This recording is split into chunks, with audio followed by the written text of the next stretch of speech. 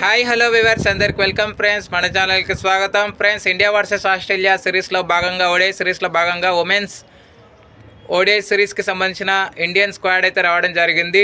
So దీంట్లో షఫాలి వర్మకి చోటు అయితే దక్కలేదు. చాలా రోజుల తర్వాత అర్లీ లియోన్ అండ్ ప్రియా పూనియా కంబ్యాక్ అయితే ఇవ్వడం జరిగింది. ముఖ్యంగా అర్లీ లియోన్ మాత్రం 2023లోనే లాస్ట్ తను ఆడటం, మళ్ళీ ఇప్పుడు తను చోటు కల్పించుకోవడం అయితే జరిగింది. సో ఈ విధంగా ఉంది స్క్వాడ్ అనేది చెప్తాను. సో ఇక మనం లేట్ చేయకుండా వివరాలకి వెళ్ళిపోదాం. Let's move into the topic. Hi hello నమస్తే my dear HYT creators YouTube channel. మీకు కనుక మా వీడియోస్ నచ్చినట్లయితే లైక్ చేయండి, అలాగే కామెంట్, షేర్ అండ్ సబ్స్క్రైబ్ చేయండి. పక్కనే ఉన్నటువంటి ఆప్షన్స్లోకి వెళ్ళి ఆల్ అనే ఆప్షన్ని సెలెక్ట్ చేసుకోండి. ఇలా సెలెక్ట్ చేసుకోవడం ద్వారా మా వీడియోస్ ఎప్పటికప్పుడు అందరికంటే ముందుగా మీకు నోటిఫికేషన్లో వస్తుంది.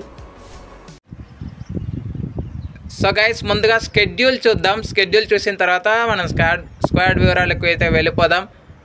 ముందుగా స్కెడ్యూల్ వచ్చేసి first match December 5 and second match December 8 and last December 11.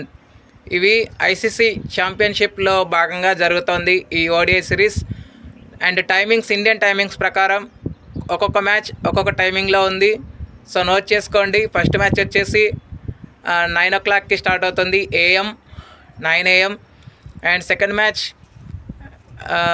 5:30 early morning. And the last and final match వచ్చేసి 11 o'clock జరుగుతుంది డిసెంబర్ 11th రోజు. అయితే ఫస్ట్ అండ్ సెకండ్ మ్యాచెస్ వచ్చేసి బ్రిస్బేన్ వేదికగా జరుగుతుంది. తర్వాత లాస్ట్ అండ్ ఫైనల్ మ్యాచ్ వచ్చేసి పెర్త్ వేదికగా జరుగుతుంది. ఇక స్క్వాడ్ వివరాలకు వెళ్ళినట్టయితే 16 మందితో కూడినటువంటి స్క్వాడ్ని అయితే పిక్ చేశారు నీతు డేవిడ్ యొక్క హయాంలో. సో ఎలా ఉంది స్క్వాడ్ అంటే, Smriti Mandhana vice captain, Harmanpreet Kaur captain, Priya Punia, Jemimah Rodrigues, అర్లీ లియోన్.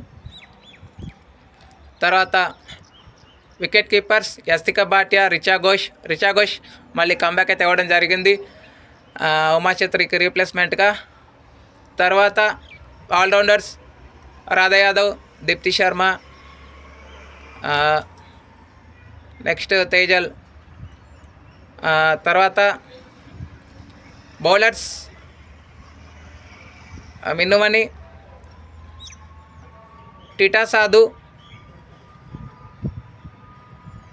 అరుంధతి రెడ్డి, రేణుకా సింగ్ ఠాకూర్, సైమా ఠాకూర్.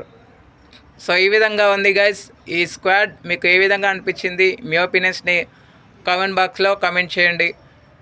ప్రియా మిశ్రా గురించి ఎంత చెప్పుకున్నా తక్కువే. ప్రియా మిశ్రా న్యూజిలాండ్ సిరీస్తో కంబ్యాక్ ఇచ్చిన తర్వాత మళ్ళీ ఈ సిరీస్లోనూ తను చోటు కల్పించుకోవడం అనేది నిజంగా చాలా మంచి ఫీచర్ అయితే ఉంది.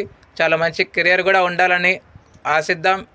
ఇదివరకే న్యూజిలాండ్ సిరీస్లో తను వికెట్స్ తీసి సత్తా చాటడం అయితే జరిగిన విషయం అందరం చూసాం.